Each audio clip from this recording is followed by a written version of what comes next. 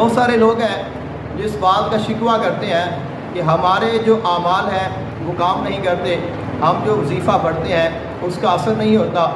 اور ہم جو دعا کرتے ہیں وہ قبول نہیں ہوتی۔ اس کی وجہ کیا ہے؟ یعنی کہ اگر ہم نے کوئی تعویذ بھی بنا لیا ہے، ہم نے کوئی وظیفہ بھی ہے وہ ہم کر رہے ہیں، عمل بھی ہم کر رہے ہیں، لیکن اس کے ساتھ ہمیں فائدہ نہیں ہو رہا،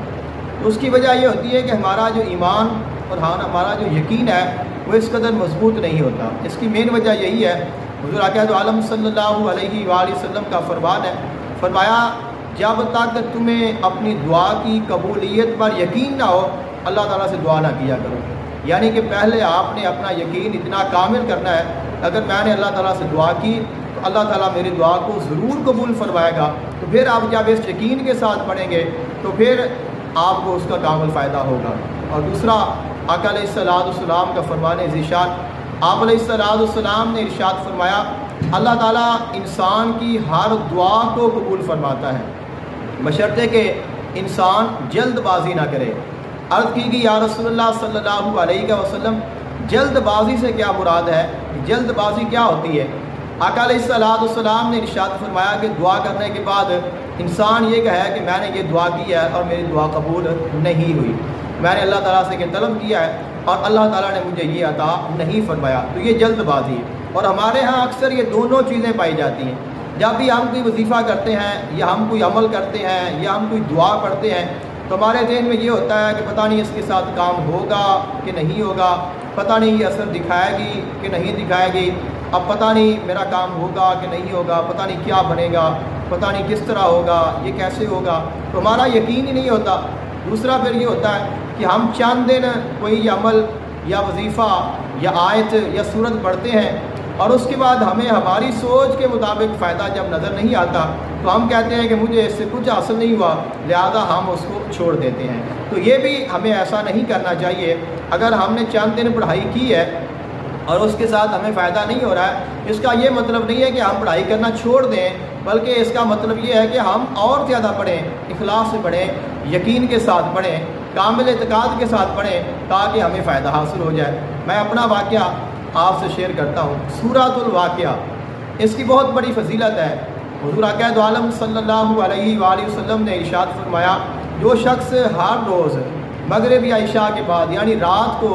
سورۃ الواقعہ پڑھتا ہے اللہ تعالیٰ اس کو غنی کر دیتا ہے اور اللہ تعالیٰ اسے مال و دولت کی کمی نہیں چھوڑتا۔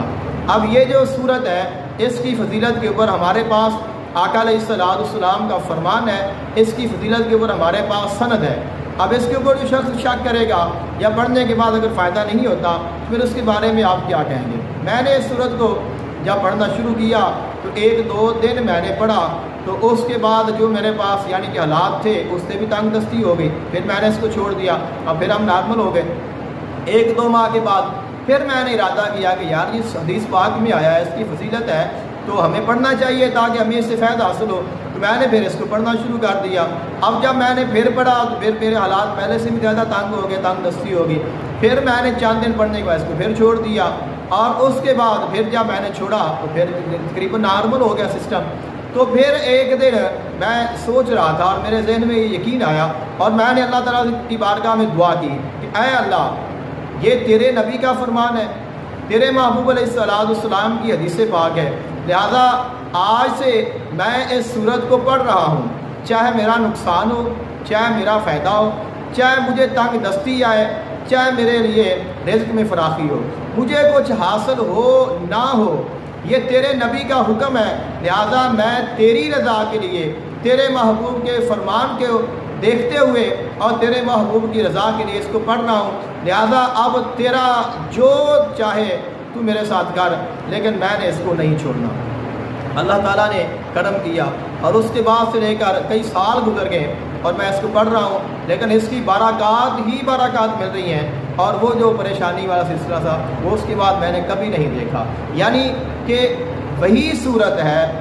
وہی اس کی فضیلت ہے اور وہی انسان اس کو پڑھ رہا ہے، لیکن پہلے پڑھتا ہے تو اس کے لیے پریشانی بڑھ رہی ہے، اب پھر اس نے پڑھنا شروع کیا ہے تو پریشانی دور ہو گئی ہے۔ تو یہ ہوتا ہے اعتقاد۔ جب تک ہمارا یقین کامل نہیں ہوتا، ہمارا اعتقاد کامل نہیں ہوتا، تب تک ہمیں جو کامل وہ فائدہ ہے وہ نہیں ہوتا۔ اس لیے ہمیں سب سے پہلے اپنا یقین کامل کرنا چاہیے کہ میں جو پڑھ رہا ہوں یا جو میں اللہ سے مانگوں گا مجھے میرا مالک ضرور عطا کرے گا۔ اور اس کے بعد پھر یہ ہو کہ جب ہم پڑھ رہے ہیں تو پھر ہم نے اس کو درمیان میں نہیں چھوڑنا کہ چند دن پڑھا، چند ہفتے پڑھا یا چند ماہ پڑھا اور اس کے بعد کہا کہ جی مجھے تو فائدہ ہی نہیں ہو رہا، لہذا مجھے اب اس کے پڑھنے کی ضرورت نہیں ہے۔ تو اگر آپ کو فائدہ نہیں ہو رہا، تو اگر آپ کو کوئی نقصان بھی نہیں ہو رہا ہے تو یہ بھی سب سے بڑا فائدہ ہے۔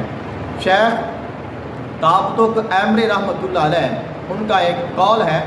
اور ان کی ملاقات اپنی صاحبزادی سے ہوئی اور وہ مسکرا رہے تھے، تو بیٹی نے پوچھا کہ ابا جان کیا کوئی خوشی کی بات ہے جس کی وجہ سے آپ مسکرا رہے ہیں؟ تو فرمایا اگر کوئی غم نہیں، کوئی پریشانی نہیں، کوئی دکھ نہیں تو یہ بھی تو خوشی والی بات ہی ہے۔ یعنی اگر کوئی پریشانی نہیں آئی ہے تو یہ بھی تو خوشی والی بات ہی ہے، یعنی مجھے مسکرانے کے لیے، اللہ کا شکر ادا کرنے کے لیے کسی اور خوشی کے حاصل ہونے کی ضرورت نہیں ہے سوائے اس کے کہ اللہ تعالیٰ نے مجھ پر کوئی غم نہیں بھیجا۔ تو اس لیے اگر ہماری مرضی کے مطابق ہماری کوئی دعا قبول نہیں ہو رہی ہے تو اس کا یہ مطلب نہیں ہے کہ ہمیں فائدہ نہیں ہو رہا، ہمیں فائدہ ہو رہا ہے لیکن ہمیں وہ نظر نہیں آ رہا۔ ہاں یہ ہے کہ اللہ تعالیٰ جب چاہے گا اس کو ہمارے لیے ظاہر فرما دے گا۔